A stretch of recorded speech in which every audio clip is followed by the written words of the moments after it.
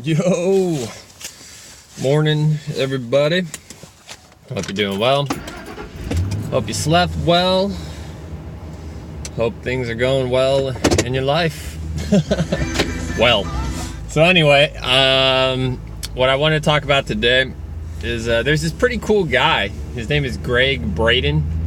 He's on YouTube, and I guess his story is kind of like he was a scientist. And then he traveled the world, and he went to like these Tibetan monasteries and these Chinese monks and these Buddhist monks and these temples all in Egypt and all, kind of traveled the world. You kind of get what I'm saying.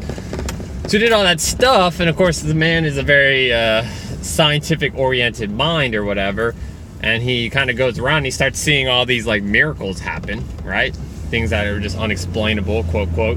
And he is like, well, what's going on here? And he starts talking to these, these monks and stuff, and he tries to get to the bottom of it, and he kind of dives into like the teachings of Jesus and Buddha and, just all these other teachers, ancient teachers of these kind of the mystics, teaching of the mystics, however you want to say it. And so what he learned, one of the things that he learned, which is what I'm going to talk about, is how to pray properly. And that prayer is actually just a feeling, right?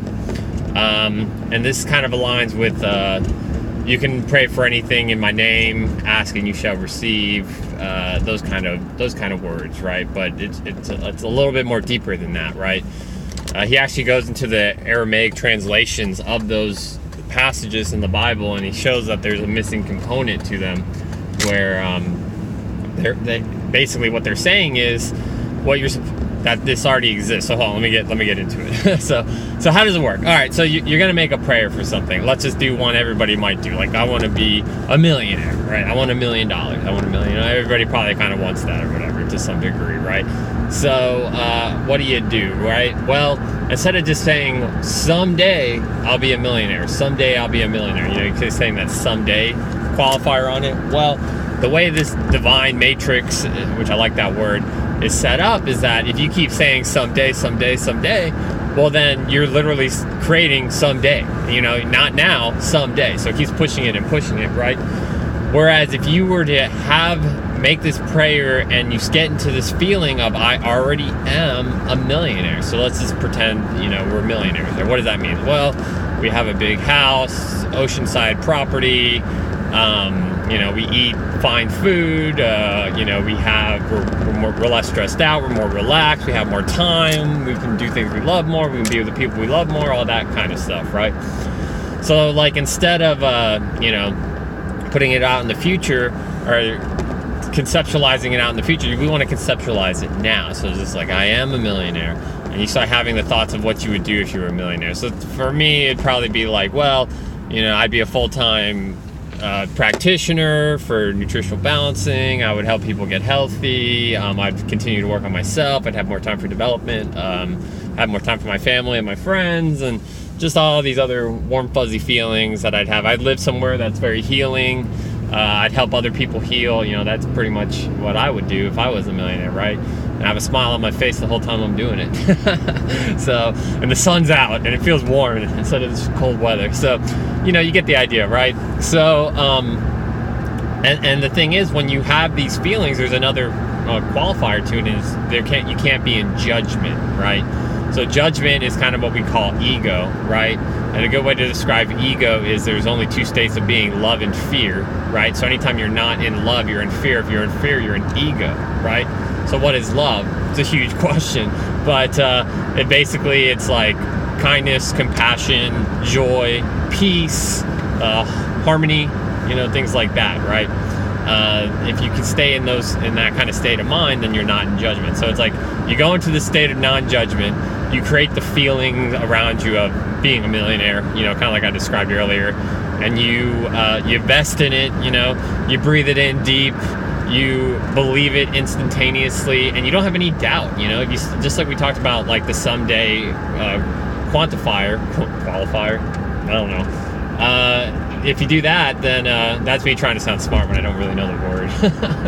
If you do something like that, then you know, you're pushing it off. That's so you don't want to sow any, you know, reap what you sow, right? You don't sow any seeds of doubt. You just sow seeds of it's already happening. It's already healed, right? You surround yourself with the feeling. And the cool thing was he was talking about these temples he'd go to, and like he'd go to the temples and they'd have like these incense burnings and these wind chimes and there's all these other beautiful things or whatever, right? And like it was basically what they were trying to create was an outward expression of their inner prayers. You know what I mean? Like these are the things that we put around ourselves to make us feel, you know, in this state of love that helps us feel the, you know, the prayers that we're trying to manifest or whatever.